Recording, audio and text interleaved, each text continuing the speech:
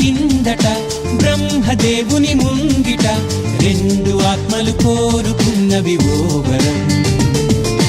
రూపురేఖలు వేరట ఊపిరొకటే చాలట ఆ వరాన్నే స్నేహమంటున్నాం మనం.